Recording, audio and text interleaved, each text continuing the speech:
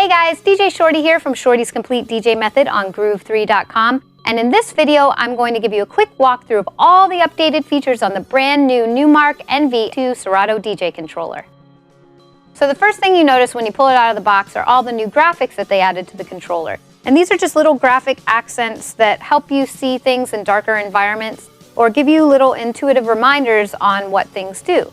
So you'll see there's some graphic accents here on the pitch controls and then right here behind the pads. It's also on the front and the back panels, which are just cool graphic accents, and on the screens here. But then you'll also notice on the high-low pass filters, there's some graphic accents here so you can see, how much of the filter you're applying. And then there's other accents such as this search right here, which is in red. And this is, remember, you can search with the jog wheel if you press shift. So now it just indicates that with the graphics. So now if I press shift right here and I search through, you can see I'm searching through super fast through the track, rather than doing it gradually like that where it only seeks just a short amount. If you want to do a quick one, remember, press shift and you can go through super quick through the track, and that just reminds you that that's there. Another thing you'll notice with the graphics is that they changed the graphics on the platter, which I really like actually. They look like little records instead of the silver that they had before, and they're less prone to fingerprints, which is pretty cool. Another really cool graphic element they added are the grid lines on the actual audio tracks right here on the screens.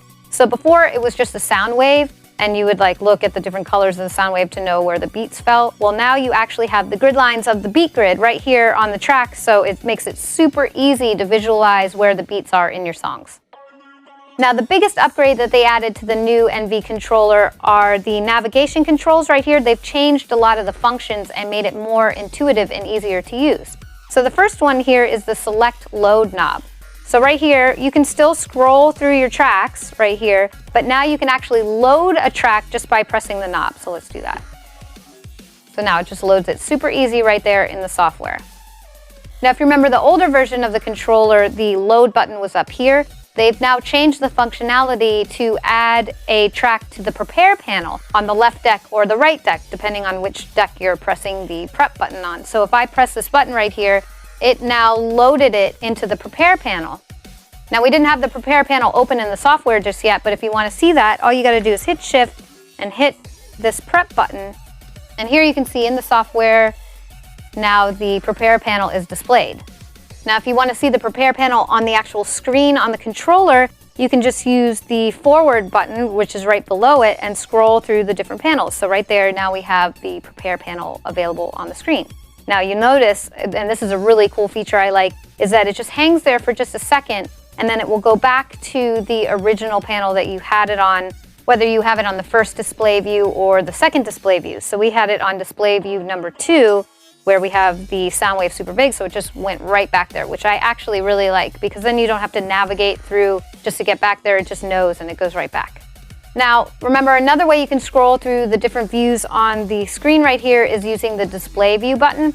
On the new controller, it's located right up here with this top button, and this used to be the deck button, so now it's the display view button. So now if I hit it and scroll through, I can scroll through the different display views on the screen right here.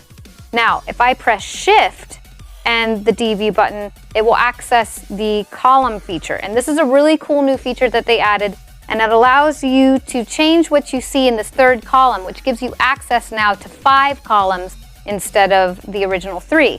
So if I hit this and then change this here, you can see I'm scrolling through BPM, key, and time, or the length of the track. So you can choose what you see at any given time just by pressing shift and the D view button, which changes the third column. The button below that is range and key lock. That hasn't changed at all. And then the next button is the deck button. So this button used to be the tap button, and now you can change between the decks on the left side. So I'm going to go right here in the software and just switch it to 4 decks just so you can see. Now we have all 4 decks. So if I want to change the deck on the left side, I just hit the deck button, and now it changes, and you can see it here changing in the software from 2 to 4. And the same thing changes right here. So let's go to this view. If I change it to deck 4, you'll see there's no track loaded because I have no track loaded in the software. The next button that's changed is the button right below that, and its primary function is to change the software view. So that's S view. So if I just click this, now it's going to change the views in the software. Now, another really cool feature that they added is the ability to sort all 5 columns that you have access to here on the screen. So let's go back to the column view, and you'll see right here on these buttons in red, we have key, BPM, album, artist, and song. So all the red text with the plus next to it is a sortable feature. So if I press Shift and the S view button that says plus key next to it, it will now sort by the key. So now you'll see right here on the screen, all of the tracks are now sorted by key. The same thing goes for BPM. So if I hit Shift and this Quant BPM button, it accesses the plus BPM part, and it's now sorting by BPM. However, I only see the key, so if I want to see the actual BPM, I would hit Shift and the D-View column button, and now I can see right here, it's all sorted by BPM. And right now it's slow to fast, but if I hit it again, it will go from fast to slow. You can also sort it by album. So if I hit Shift and this forward plus album button right here, it's now going to sort the tracks by the album name alphabetically.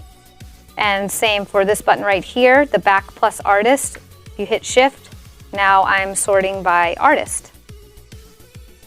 And last we have song, and it's sorted by song. So let's go back to this side for a second.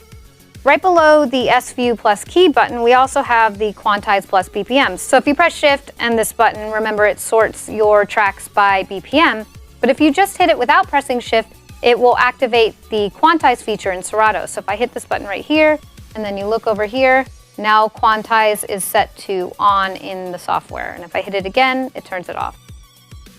So that makes Quantize super accessible just right here on the controller. You can just hit it once and bam, it's in Quantize mode. Now this is a global feature in the software. However, the button is only on the left deck. On the right deck, we have the beat jump feature. So instead of activating Quantize, you can activate beat jump just by clicking this button right here. So now if I click that, if you look in the software, it activates and deactivates the beat jump controls. So you can see that right here.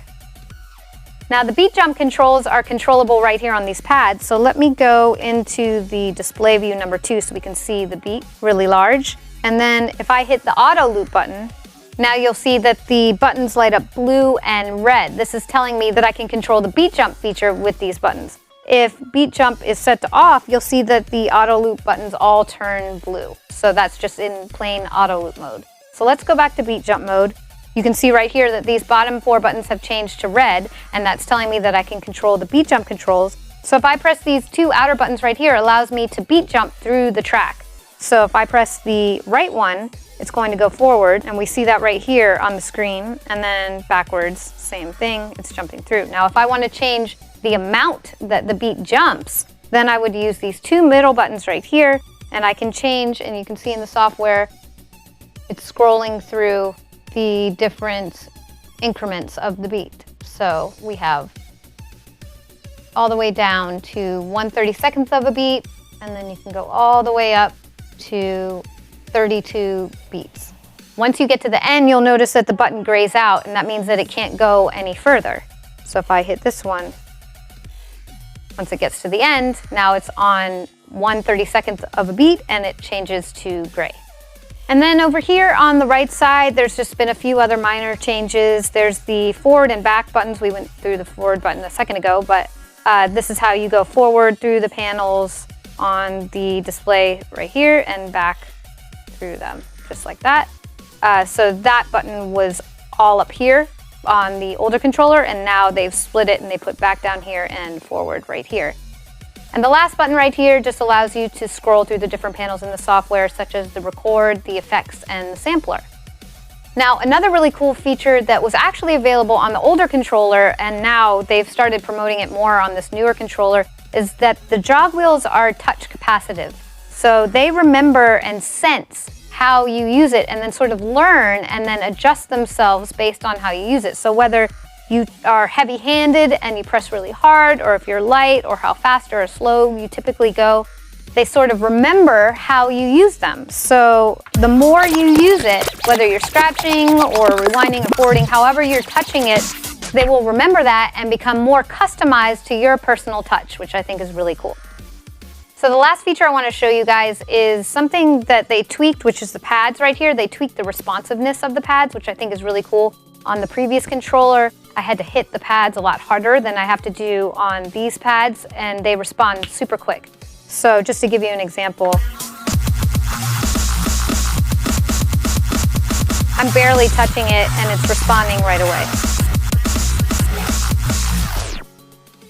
So that's it. That's all the new features on the Numark NVII MK2 Serato DJ controller. And remember, it still has all the awesome features it had before on the previous controller that made it so dope, such as the touch-sensitive knobs. We still have the touch effects and all the other great features. They just upgraded it and made it that much better. I'm DJ Shorty from Shorty's Complete DJ Method on Groove3.com. Thanks for watching.